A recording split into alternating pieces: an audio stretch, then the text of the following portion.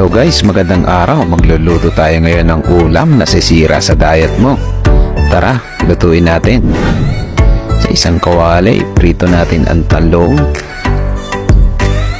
Make sure lang na hindi yan magkakadikit-dikit masyado. Huwag niyo kong gayahin na ganyan, pinagsiksikan ko sa isang kawali. Mas magandang pag ganito, prituhin nyo ng dalawang batch, or kung gusto nyong gayahin, pwede lang din naman. Prituhin natin hanggang sa mag golden brown yung mga gilid-gilid niyan. Matusta lang yan. Tapos i-transfer natin sa strainer para tumulo ang mantika.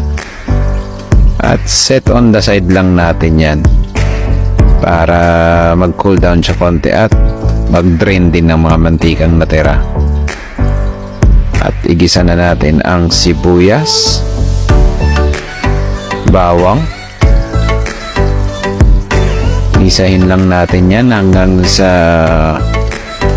matusta konti. At ilagay na natin ang chicken breast. Hiniwa ko lang ng medyo manilipis yan para madaling maluto. Gisa-gisahin lang konti.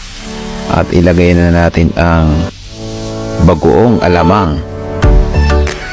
Yung bagoong alamang na nga pala na gamit ko ay gisado na yan. Kumbaga templado na rin.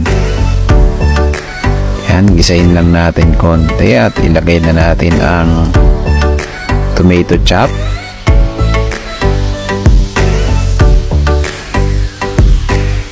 Halo-haloin lang natin yan hanggang sa medyo madurog. Ayan. Para maghalo dun sa chicken at para ma-absorb nyo yung lasa, syempre. Tapos kapag medyo durog na, at ilagay na natin ang chili paste. Isa yan sa mga papasarap dito sa ulam natin at papalinamnam.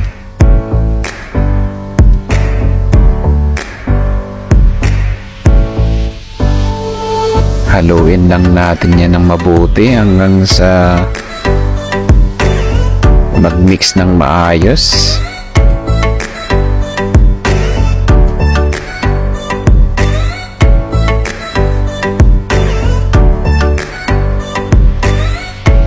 At ilagay na natin ang asukal na puti. Pwede rin kayong gumamit ng brown sugar or honey. Depende sa inyo. Nilagay natin ng asukal para pambalan sa alat ng bagoong. Depende rin kung hindi masyadong maalat ang bagoong, hindi na kailangang gumamit ng asukal.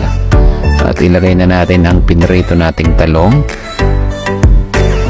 Ayan, halo-haloin lang natin siya ng dahan-dahan para hindi siya madurog. Make sure lang natin na mahalo natin siyang mabuti. Tapos yan, konting halo-halo lang, ready na yan. Tingnan nyo guys kung gaano nagmamantika at masarap nyan. Plating tayo. Tingnan nyo naman yan, diba? Siguradong mapapakanin ka dito. At yan, garnishan lang natin ng chili green. At ito na ang binagoongan talong na may chili paste. At syempre, magsaing ka na ng madami. At kung di mo pa napapanood ang ibang videos ko, bisitahin mo na ang channel ko. Maraming salamat.